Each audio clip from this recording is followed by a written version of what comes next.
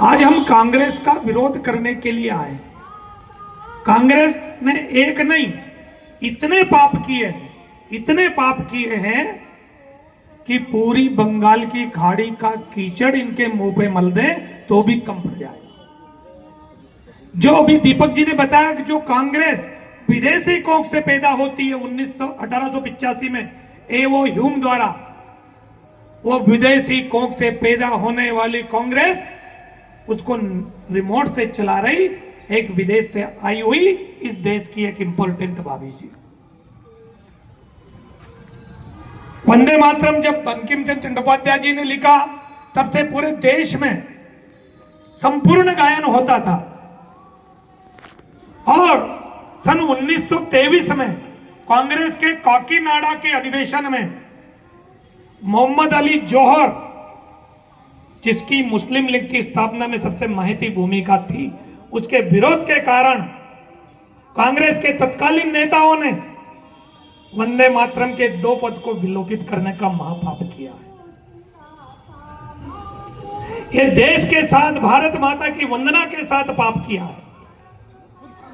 अब 103 साल से पूरे भारत में संपूर्ण वंदे मातरम नहीं होता था कांग्रेस के कृत्यों के कारण।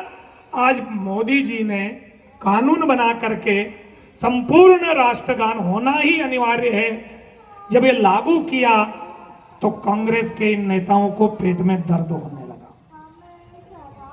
और वो दर्द प्रकट होकर के कल पूरे भारत के लोगों ने देखा कि कांग्रेस के केंद्रीय कार्यालय में ध्वज झंडा वंदन के समय जब राष्ट्रगीत गाया गया वंदे मातरम का तो पूरा गाना गाने लगे तो वो इंपोर्टेंट भाभी जी बीच में रुकवाने का प्रयास करती है।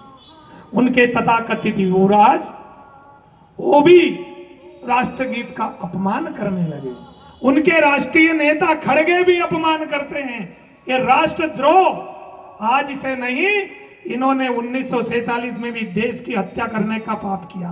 इन्हीं का पाप का परिणाम कश्मीर में 370 रही है। ये ऐसे इनकी पापों की श्रृंखला इतनी लंबी चौड़ी है कि कहने में समय कम पड़ेगा।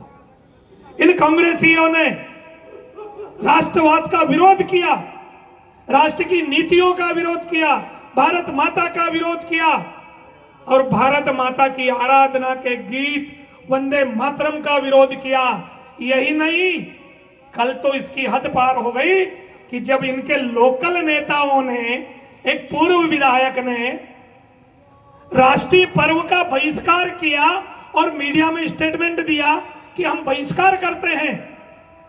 राष्ट्रीय पर्व का बहिष्कार में राष्ट्रद्रोह की श्रेणी में आता है। ये पूरी कांग्रेस राष्ट्रद्रोही है। ये कांग्रेस भारत माता की हत्यारी है। इस कांग्रेस को सबक सिखाने का समय है।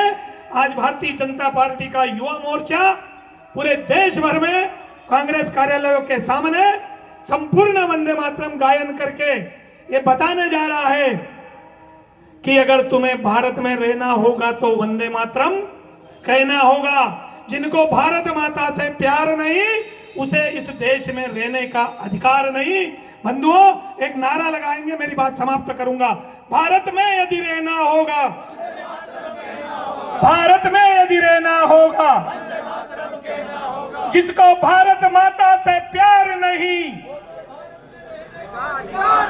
बोलिए भारत माता की।